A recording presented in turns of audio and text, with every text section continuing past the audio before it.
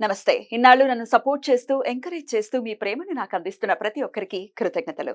అలాగే ఈ వీడియో కూడా ఖచ్చితంగా మీకు ఉపయోగపడుతుంది. లైక్, షేర్ అండ్ సబ్స్క్రైబ్ చేసి మీ సపోర్ట్‌ని నాకు అందించండి. అలాగే ఈ వీడియో పట్ల మీకున్న అభిప్రాయాన్ని కామెంట్ సెక్షన్‌లో కామెంట్ చేసి తెలియజేయండి. ఇప్పుడు వీడియోని చూద్దాం. నమస్తే. Welcome to our channel. నేను పద్మిని. ముందుగా ప్రేక్షకులందరికీ శ్రీ క్రోధినామ సంవత్సర ఉగాది శుభాకాంక్షలు. ఉగాది అంటేనే ప్రథమంగా మనకు గుర్తొచ్చేటటువంటి అంశం పంచాంగ శ్రవణం. ఖచ్చితంగా పంచాంగ శ్రవణం చేస్తాము. అలాగే ఈ సంవత్సరం పాటు అంటే ఈ ఉగాది నుంచి వచ్చే ఉగాది వరకు కూడా గ్రహచారం ఎలా ఉంది, గ్రహాలు ఇచ్చేటటువంటి ఫలితాలు ద్వాదశ రాశుల వాళ్ళకి ఎలా ఉంది అనేది ఖచ్చితంగా తెలుసుకునేటటువంటి ప్రయత్నం చేస్తాము. ఒకవేళ ప్రతికూల ఫలితాలని ఇస్తున్నట్టయితే ఖచ్చితంగా తీసుకోవాల్సినటువంటి జాగ్రత్తలు తీసుకుంటూ దైవారాధనని ప్రత్యేకంగా చేసుకుని స్మార్ట్ వేలో వచ్చేటటువంటి కష్టాల నుంచి బయటపడే ప్రయత్నం ఖచ్చితంగా చేస్తాము. మరి ఈ రోజు కూడా మనకి క్రోధినామ సంవత్సర ఫలితాలని అందించడానికి మనతో పాటు ఇద్దరు ఆధ్యాత్మికవేత్తలు సిద్ధంగా ఉన్నారు. ఒకరు లలిత ఉపాసకులు, వాస్తు జ్యోతిష పండితులు బ్రహ్మశ్రీ నానాజీ పట్నాయక్ గారు, అలాగే సూర్య ఉపాసకులు విక్రమాదిత్య గారు. మరి వీరిద్దరూ కూడా ఒకరు ద్వాదశ రాశులకి కూడా గ్రహచారం ఎట్లాంటి రిజల్ట్స్ ఇస్తోంది అనేది తెలియజేయబోతున్నారు. అలాగే మనకున్నటువంటి వెజిటబుల్ థెరపీని ఆధారంగా చేసుకుని కూరగాయలతో ఎట్లా మనకు వచ్చేటటువంటి సమస్యల నుంచి అధిగమించవచ్చు అనేది విక్రమాదిత్య గారు తెలియజేస్తారు. మరి కార్యక్రమాన్ని మొదలు పెడదాం. ముందుగా ఇద్దరికి నమస్కారం అండి. ముందుగా మీ ఇద్దరికి క్రోధినామ సంవత్సర ఉగాది శుభాకాంక్షలు.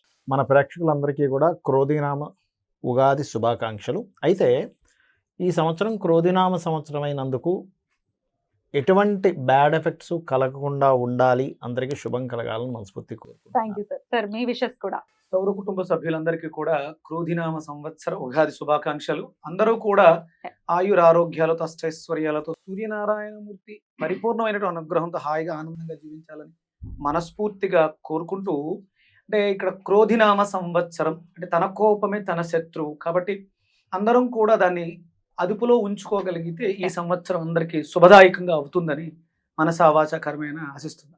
Thank you so very much. Last time కూడా మీ ఇద్దరు కాంబినేషన్ లో చేయటం జరిగింది శోభకృత్ నామ సంవత్సరం. అయితే శోభకృత్ నామ సంవత్సరం మనందరికీ తెలిసిందే ఎంత శోభాయమానంగా సంవత్సరం మొత్తం వెళ్ళిందో. ఎందుకంటే రామచంద్ర ప్రభుకి అక్కడ ఆయన ఇంటికి ఆయన తిరిగి వచ్చేసినటువంటి సందర్భం ఉంది. శోభకృత్ నామ సంవత్సరం నిజంగానే అద్భుతమైనటువంటి నామ సంవత్సరం.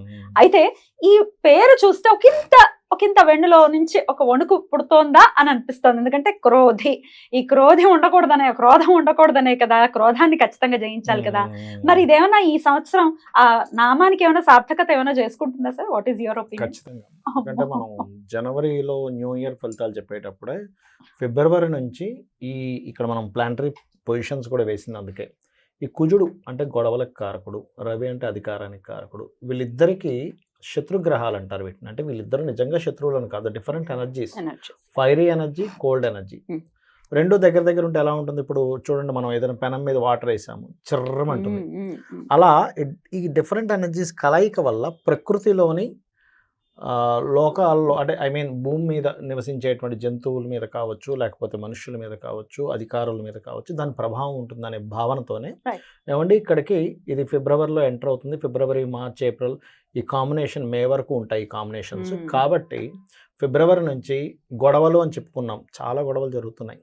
మీరు బయట చూసినట్లయితే యుద్ధ వైఖరి పెరుగుతుంది. ఎందుకంటే క్రోధినామ సంవత్సరానికి అధిపతి కుజుడు. ప్రధానంగా యుద్ధం చేయాలి అంటే ఒక విషయం ఏదైనా మనకి ఇప్పుడు ఒక విషయం జరిగినప్పుడు మాట్లాడుకోవచ్చు, గొడవ పెట్టుకోవచ్చు. కానీ క్రోధినామ సంవత్సరానికి ఉన్నటువంటి కుజుడు అధిపతి అయినందుకు గొడవకే ఫస్ట్ ప్రయారిటీ ఇస్తారు, ప్రయారిటీ ఇస్తారు. ఎగ్జాక్ట్లీ. మీరు గమనించినట్లయితే చూడండి, ఇక్కడ ఇప్పుడు అంటే శుక్రుడు మనం ఇక్కడ వేసాం, బట్ ఇక్కడ తిరుగుతాడు, సంవత్సరం మొత్తంలో మారిపోతుంటాడని మనం వేయలేదు. పర్టికులర్గా మనం కుజుడిని, రవిని ఎందుకు వేసామంటే ఈ కలయిక ఉందని. అందుకే ఫిబ్రవరి నుంచి ఇప్పుడు జల ప్రదేశాల్లో హైజాక్లు అవ్వడం కానీ, లేకపోతే మనకి చూడండి బుధుడు మొన్న ఇక్కడ నిలిచబడ్డప్పుడు కూడా గమనించినట్లయితే స్కామ్, దాని ఏమంటారు, షేర్ రిలేటెడ్ సంబంధించిన స్కామ్స్ అవ్వడం కానీ, షేర్స్ కారకుడు బుధుడు కదా. అందుకని ఏంటంటే అధికారులు మనం అసలు ఊహించినటువంటి మార్పులు ఇంకా చాలా ఉన్నాయి. అసలు ఇలా జరుగుతుందా, ఇలా జరుగుతుందా, అమ్మో ఇట్లాంటివి మనం ఇట్లా కూడా యాక్షన్ తీసుకుంటుందా, గవర్నమెంట్ కావచ్చు, పోలీస్ కావచ్చు, మిలిటరీ కావచ్చు, ఇట్లాంటిది కూడా యాక్షన్ తీసుకుంటుందా అనేటువంటిది జరుగుతుంది. అయితే ఇది నార్మల్ పీపుల్ మీద ఎంతవరకు ఎఫెక్ట్ ఉంటుంది అంటే జీవుడు బయట ఉన్నాడు. Hmm. ఇది ఒక బెనిఫిట్ ఇక్కడ. Hmm. ఎప్పుడు కూడా కాలసర్ప యోగంలో గ్రహాలు సంచరించేటప్పుడు జరుగుతాయి.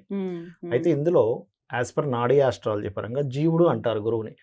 బయట ఉన్నందుకు కొంచెం జనాలు దానిలో నుంచి బయటకు వస్తుంటారు. Okay. ఈ గురువు కూడా లోపల ఉన్నాడు అనుకోండి. మనకి last time 3.5 years back Covid వచ్చింది. అప్పుడు గురువు కూడా లోపల ఉండి ఇక్కడ సంచరిస్తున్నాడు. అప్పుడు ఇక్కడ నీచబడి ఉన్నాడు అప్పుడు గురువు. ఇప్పుడు ఎంత భయానకమైన భయం, ఎందుకంటే జీవుడు కూడా నీచబడిపోయాడు కదా. Right. అందుకని జనాల మీద ఎఫెక్ట్ చూపించింది. ఇప్పుడు ఏంటంటే దేశాల మీద, అధికారుల మీద, యుద్ధ సంబంధించిన వాటి మీద, దీని మీద ఎక్కువ ఎఫెక్ట్ ఉంటుంది. Right. జనాలు కొంచెం దాని నుంచి బయటపడతారు. Right. కాకపోతే ఇక్కడ నేను చెప్పేది ఏంటంటే ఈ కాంబినేషన్ ఉన్నప్పుడు సహజంగా ఎక్కడైనా ఇరుక్కొని ఏ బాంబు పేలుల్లో ఇట్లాంటివి ఇరుక్కోకుండా ఉండాలంటే అమ్మవారిని తలుచుకోవడము, లేకపోతే సూర్యుల్లోనే అమ్మవారిని చూసుకుంటూ చేయడము, చండీ పారాయణం చేయడము, ఏదైనా ఒక శక్తి దేవత ఆలయాలు, ఆంజనేయ స్వామి టెంపుల్కి వెళ్ళడం, లేకపోతే సుబ్రహ్మణ్యేశ్వర స్వామి ఆలయానికి వెళ్ళడం చేయడం ద్వారా ఈ యొక్క పరిస్థితి నుంచి బయటపడతారు. తప్పకుండా సరే. ఇది అయితే కామన్ పీపుల్ కి ఎట్లాంటి రిజల్ట్స్ ఇస్తుంది అనేది మన మెయిన్ మోటో కూడా ఈ ప్రోగ్రామ్ చేయడానికి. ఎగ్జాక్ట్లీ. సో ఒక్కొక్క రాశి వైజ్ గా కూడా ఒకసారి మాట్లాడుకుందాం. అంతకన్నా ముందు క్రోధినామ సంవత్సరం మరి పేరు భయానకంగా ఉంది, అది డెఫినెట్ గా సార్థకం చేసుకుంటుంది అని అంటున్నారు. కాబట్టి వాట్ ఈస్ యువర్ ఒపీనియన్? ఆయన చెప్పినట్టు కుజుడు యొక్క ప్రభావం అధికంగా ఉంటుంది కాబట్టి కుజుడు అగ్ని నక్షత్రంగా తీసుకుని మేషాన్ని అగ్ని రాశిగా తీసుకున్నప్పుడు వృచ్చికం కూడా అంతే కదా సార్. ఆ వృచ్చికం కూడా వృచ్చిక మేషాలకు అగ్ని జల రెండు కలయిక కాంబినేషన్. ఇది ప్రధానంగా అంటే మనలో ఉండేటువంటి అగ్నితత్వాన్ని పెంచుతూ ఉంటుంది. దాన్ని శాంతింపజేసుకోవడానికి కుజుడికి ప్రధానంగా ఉన్నటువంటి కూరగాయలు మనం ప్రధానంగా తీసుకునేది బూడిద గుమ్మడికాయ గురించి మాట్లాడుతూ ఉంటాం. అంటే కడుపు మంట, కడుపులో మంట, ఇవి రెండు కూడా అగ్రెసివ్ అయ్యే అవకాశం ఉంటుంది. అంటే తన కోపమే తన శత్రువు అంటారు. క్రోధినామ సంవత్సరంలో విపరీతమైనటువంటి కోపతాపాలకి అవకాశం ఎక్కువగా ఉంటుంది కుజుడు ప్రధానంగా తీసుకోవడం. ఇప్పుడు మనం ఈ ఎపిసోడ్ మంగళవారం చేస్తున్నాం, మనకి క్రోధినామ సంవత్సరం కూడా మంగళవారం వస్తుంది. కుజుడు ఆధిపత్యం తీసుకోవడానికి ఇది కారణం అవుతుంది.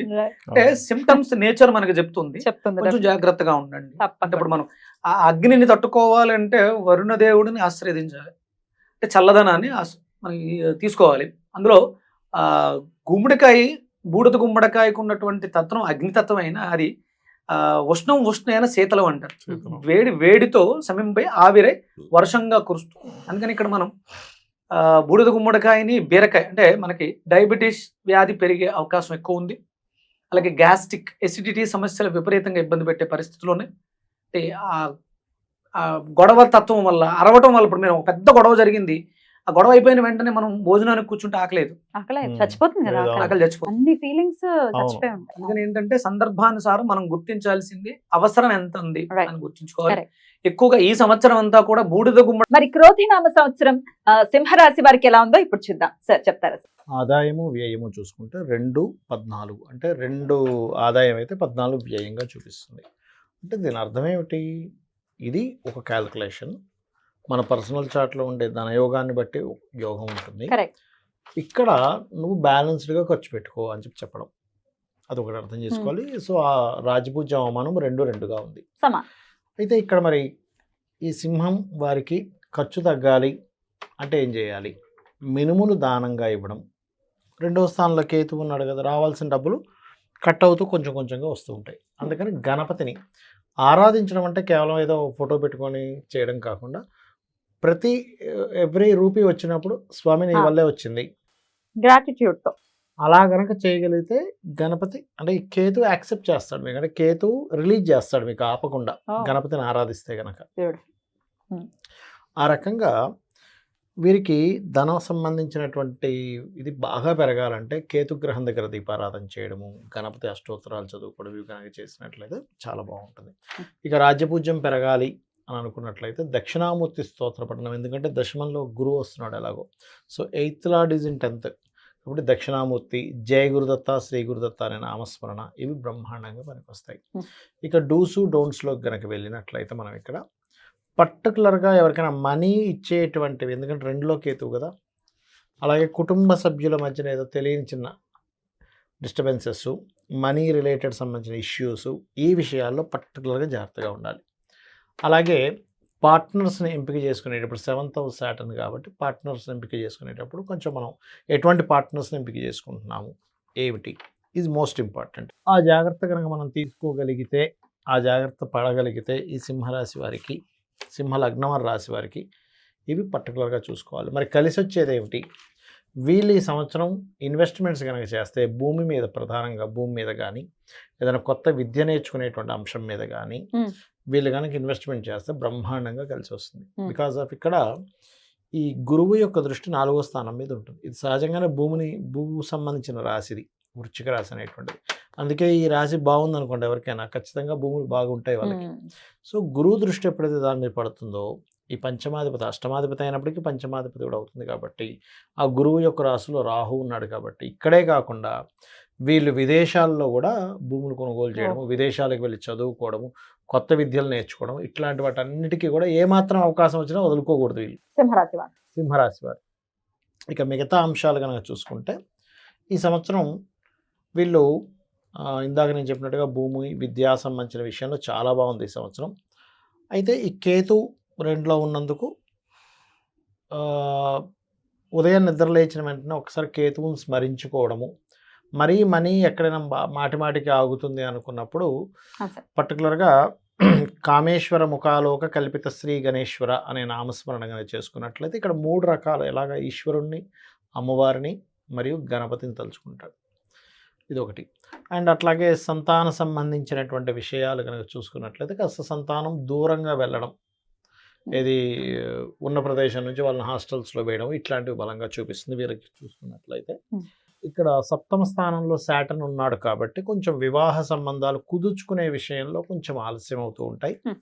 అయితే ఎప్పుడైతే ఈ శని వక్రిస్తాడో ఇష్టపడిన వారిని వివాహం చేసుకోవడానికి చేసే ప్రయత్నం ఫలించేలా చేస్తుంది. అదొకటి మెయిన్గా చూపిస్తుంది. అది జూన్ నుంచి ఉంటుంది. గురువు మారడం వల్ల ఏమిటి అంటే ఉద్యోగ మార్పులు కూడా ఇస్తుంది. ఇక్కడ ఉన్న ప్రదేశం నుంచి ఇంకొక ఉద్యోగంలో మారడం కానీ, పర్టికులర్గా వీళ్ళ యాక్టివిటీస్లో ఇంకొంచెం పెంచుకోవడము, అంటే వీళ్ళు చేస్తున్నటువంటి బిజినెస్లో కూడా కొంచెం ఎక్స్పాన్షన్స్ అంటారు. గురువు ఎక్స్పాన్షన్స్ కారకుడు. అష్టమాధిపతి దశమంలో ఉన్నప్పుడు రీసెర్చెస్ త్రూ కానీ రకరకాల ఎక్స్పాన్షన్స్ అనేవి జరుగుతాయి. కాకపోతే ఈ సంవత్సరం మొత్తము కూడా వీరికి ఏంటంటే భూమి, గృహము, వాహనము ఈ యోగాలు బ్రహ్మాండంగా ఉన్నాయని మనం చెప్పుకోవచ్చు. ఆరోగ్యం ఎలా ఉంటుంది? ఆరోగ్యానికి కూడా బాగానే ఉంటుందని చెప్పుకోవచ్చు. కాకపోతే కొంచెం ఎందుకంటే ఈ షష్టమాధిపతి ఈ సప్తమంలో ఉండి లగ్నాన్ని చూస్తున్నాడు కదా, 6వ అధిపతి, కొంచెం ఈ షుగర్ బీపీ ఉన్న వాళ్ళు కొంచెం జాగ్రత్తగా చూసుకోవాలి పర్టికులర్గా.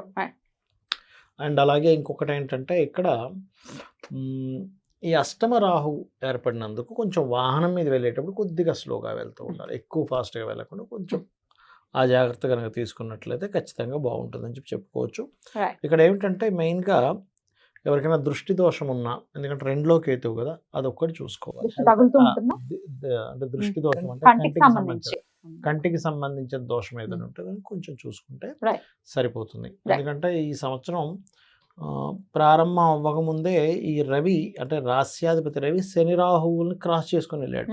అంటే తనకున్నటువంటి దాన్ని కొంత తగ్గించుకున్నాడు అక్కడ. దాంతోపాటు 2లో కేతు వచ్చింది కాబట్టి ఏంటి ఈ దృష్టి మీద పడుతుంది. ఎందుకంటే చక్షువులు కారకుడు సూర్య భగవానుడు, చాక్షుషోపనిషత్ పారాయణం చేయడము, ఇవి మంచి ఫలితాలు ఇస్తుంది. చాలా బ్యూటిఫుల్ గా ఎక్స్ప్లెయిన్ చేస్తారు. ఇక ఆరోగ్య రీత్యా ఎలాంటి జాగ్రత్తలు తీసుకోవాలి అనేది విక్రమాదిత్య గారు తెలియజేస్తారు. సార్ చెప్పండి సార్, సింహరాశి వారికి ప్రొడిక్షన్స్ అయితే చూసాం మనము. 2-14 2-2 చెప్పడం జరిగింది. ఇక్కడ మనం ఆయన కళ్ళకి సంబంధించి, లివర్కి సంబంధించి, చర్మానికి సంబంధించిన సమస్యనే ప్రధానంగా చెప్పడం కూడా జరిగింది.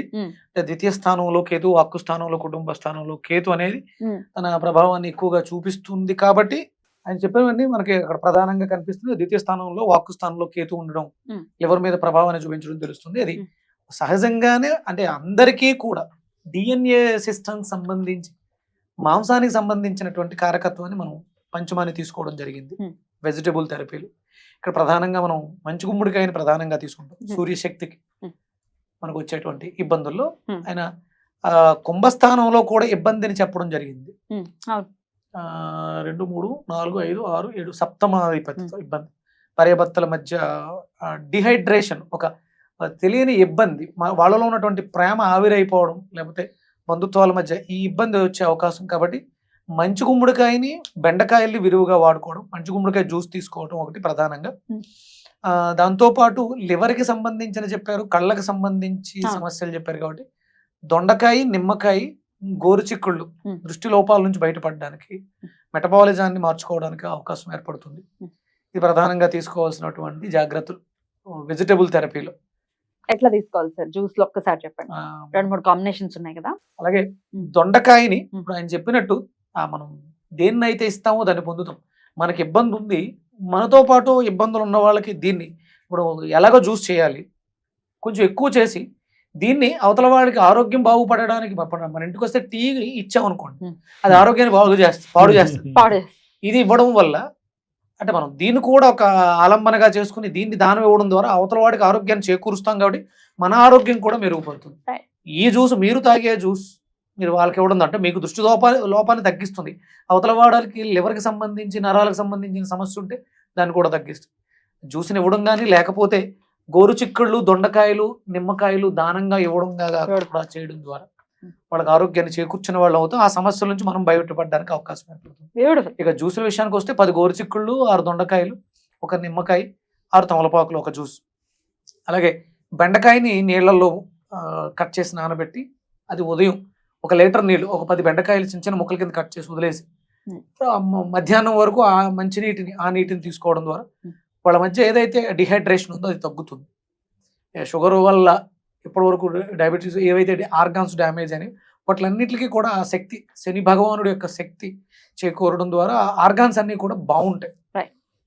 అలాగే మనం బూడిద గుమ్మడికాయని 200 గ్రాములు బూడిద గుమ్మడికాయని తీసుకుని ఒక 3 తమలపాకులు, కొంచెం చెరుకు రసం కానీ మనకు నచ్చితే మజ్జిగ కానీ వేసుకొని ఉప్పు మిరియాల పొడి రెగ్యులర్గా తీసుకుంటూ ఉంటే వాళ్ళకు ఉన్నటువంటి ప్రధానమైనటువంటి సమస్య చర్మానికి సంబంధించి కొంతమందికి ఎల్లార్జ్ అయిపోయి ఉంటుంది. మన ముక్కులో కండ పెరిగింది, లోపల గడ్డలు పెరిగి ఇలాంటివన్నీ చెప్తారు. ఆ సమస్యలన్నిటి నుంచి కూడా బయటపడడానికి అవకాశం. బ్యూటిఫుల్. చెప్పినటువంటి మోస్ట్లీ ఎక్కువ జ్యూసెస్ ఉన్నాయి కాబట్టి కొంచెం జ్యూసెస్ మీద వీళ్ళు డిపెండ్ అవ్వాల్సిన పరిస్థితి ఉంది. అంటే పరిస్థితి మెడిసిన్స్ చేయి కూడా దాటేస్తున్నాం. డోసులు పెంచుకుంటూ వెళ్ళిపోతున్నాం తప్ప మెడిసిన్ పని చేయట్లేదు. పవర్లు పెంచుతున్నారు. ఆల్టర్నేటివ్ ఇదే సైడ్ ఎఫెక్ట్స్. పారాసెటమాల్ మామూలు ఉండేది, ఇప్పుడు డోలో 650, ఇప్పుడు రేపు 1000 అయిపోద్ది. 2000 ఇంకా అలా పెరిగిపోతున్న డోసులు పెంచుకుంటూ వెళ్ళిపోతే అది లివర్ మీద ప్రభావాన్ని ఎక్కువ చూపించి ఎలాంటి సైడ్ ఎఫెక్ట్ లేకుండా మనకు అద్భుతమైనటువంటి ఆరోగ్యాన్ని చేకూర్చేటువంటి న్యూట్రిషన్ వెజిటబుల్, దాని సహాయంతో ఖచ్చితంగా వచ్చేటటువంటి ఇబ్బందుల్ని అధిగమించవచ్చు. 100% జాతకంలో వచ్చే గ్రహ దోషాలని కూడా, ఎందుకంటే గ్రహం ఎక్కడో లేదు, మన శరీరంలో ఉంది. కాబట్టి మనం ఇచ్చే ఆ వెజిటబుల్ ఆ గ్రహ శాంతిని కూడా చేకూర్చి మనకు ఆరోగ్యాన్ని ఇస్తుంది. 10 మందికి అవి దానం చేయడం ద్వారా, మంచి గుమ్మడికాయ దానం మనకు స్వయంపాకం ఉంది, ఆ దానం ఇవ్వడంతో అందులో ప్రధానంగా సింహరాశి వాళ్ళు దొండకాయలు దానం చేయండి, నిమ్మకాయలు దానం చేయండి, గోరుచిక్కులు దానం, యాచకులకైనా ఇచ్చుకోవచ్చు కదా హ్యాపీగా. అంటే వీటిని ప్రధానంగా చేసినటువంటి ఆహారాన్ని కూడా వంట చేసి వాళ్ళకి భగవంతుడికి నివేదనగా చేసి ఆ ప్రసాదాన్ని పెట్టడం ద్వారా ఆకలి తీర్చాలని కోరుకుంది. అది ఏదో పంచపక్ష పరిమాణాలు హోటల్లో కొన్నవి పెడితే ఆ వండినవాడు పాత్ర శుద్ధి పదార్థ శుద్ధి లేకపోతే అది అవతల వాడి మీద ప్రభావాన్ని చూపిస్తుంది. నీకున్నటువంటి దోషం అవతల వాడికి ఉండే దోషాన్ని కూడా తీయాలి. కాబట్టి శ్రద్ధతో మనమే మన ఇంట్లో 100 రకాల దొండకాయ ఎప్పుడు గోరుచిక్కుడు కర్రీ, కొంచెం నిమ్మకాయ పచ్చడి లాంటిది పట్టుకెళ్ళి భోజనం పెడితే వాడికి ఆకలే తీరుతుంది. నువ్వు నీ మనస్సుతో వండి భగవంతుడికి నివేదన చేసి, ఉల్లి వెల్లుల్లి వాడకుండా ఇంట్లో దేవుడికి నివేదన చేసి దేని ప్రసాదం నేను అంటే అన్నదానాన్ని ఒప్పుకోను. అన్నదానం చేయకుండా అవతల వాళ్ళని సోమరిపోతులు చేస్తామంటాం. ఇది నువ్వు భగవంతుడికి నివేదన చేసినప్పుడు అన్నదానం అవుతూ అన్న ప్రసాదం అవుతుంది. కాబట్టి వాళ్ళలో భక్తి భావాన్ని కూడా పెంచుతుంది, ఆరోగ్యాన్ని ఇస్తుంది, మనకి చాలా లాభాన్ని ఇస్తుంది. బ్యూటిఫుల్. చక్కటి ఆల్టర్నేటివ్ చెప్పారు. డెఫినెట్ గా మిగిలిన రాశుల వాళ్ళు కూడా చెప్పినటువంటి వెజిటబుల్స్ ని చక్కగా దానం కూడా చేసుకోవచ్చు. చాలా అద్భుతంగా తెలియజేశారు. Thank you so very much. మరి నెక్స్ట్ ఎపిసోడ్ లో కన్యా రాశి గురించి మాట్లాడుకుందాం. Thank you. నమస్తే.